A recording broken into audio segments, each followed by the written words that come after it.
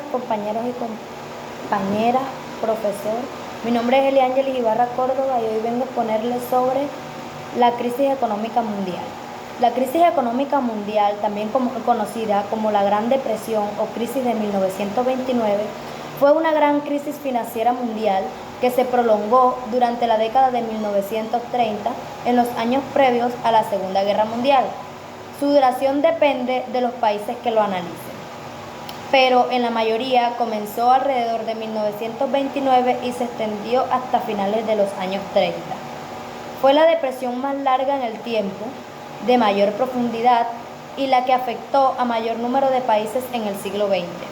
En el siglo XXI ha sido utilizada como un paradigma de hasta qué punto se puede producir un grave deterioro de la economía a escala mundial.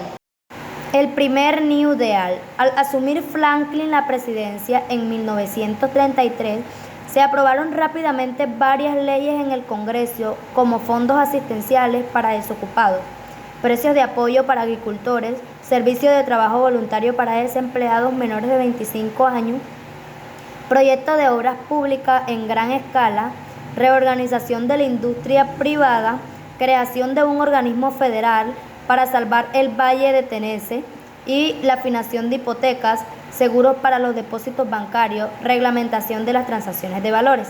Estas leyes crearon nuevos organismos encargados de llevar a cabo estas medidas.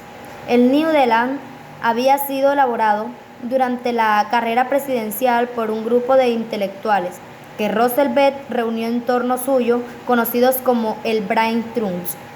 El problema más importante para Roosevelt era la quiebra casi total del sistema bancario, hasta tal punto que era imposible cobrar un cheque porque la producción industrial, por su parte, había tocado fondo en 1932. La crisis bancaria era esencialmente de confianza y pudo ser solucionada fácilmente con un discurso radial de Roosevelt, en el que informaba que la población sobre la apertura de los bancos, incitando a depositar ya que no se corrían más riesgos, por lo que varios individuos volvieron a depositar. La recuperación de los bancos no fue más que el preludio de una revisión a fondo del sistema.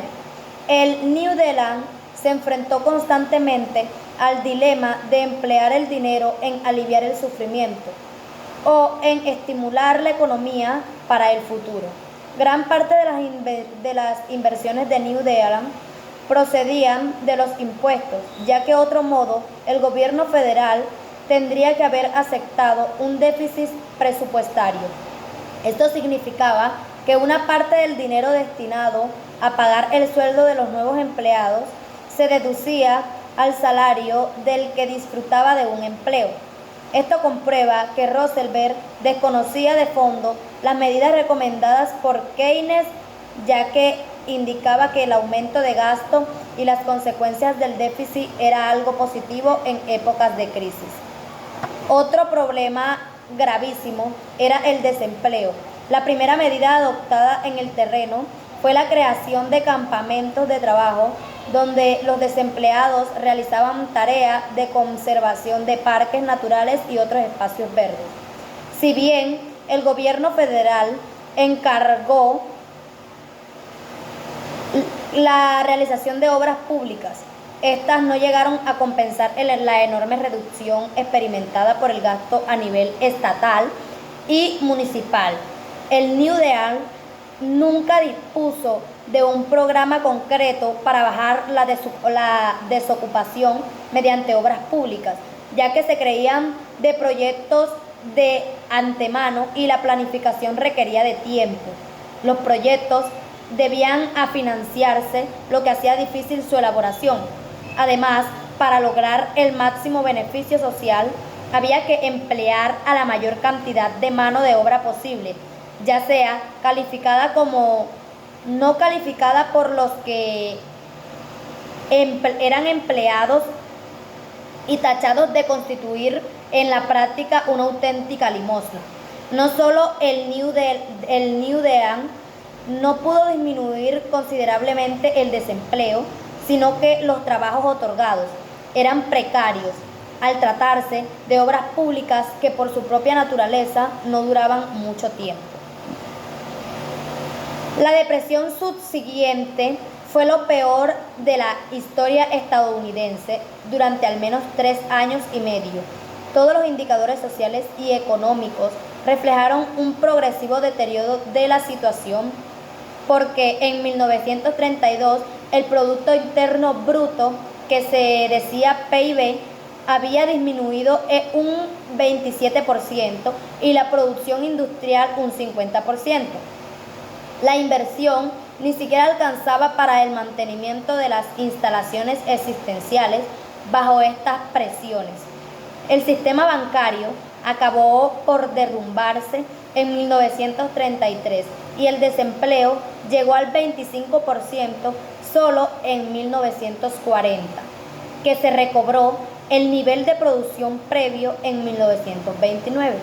Y esto se debió al estallido de la Segunda Guerra Mundial. Durante los primeros años de la depresión, entre 1929 y 1932, el índice general de los precios en los Estados Unidos disminuyó el 35.6%. De muchos economistas piensan que este proceso de deflación fue responsable de la profundidad y duración de la depresión, y también parece probable que esta prolongada deflación solo fue posible por la política del sistema de reserva federal de disminuir la oferta monetaria. La quiebra de bolsas de New York fue el momento más dramático de una crisis sin precedentes.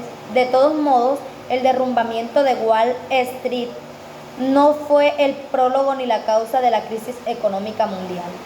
Fue su más especular síntoma. Muchas gracias.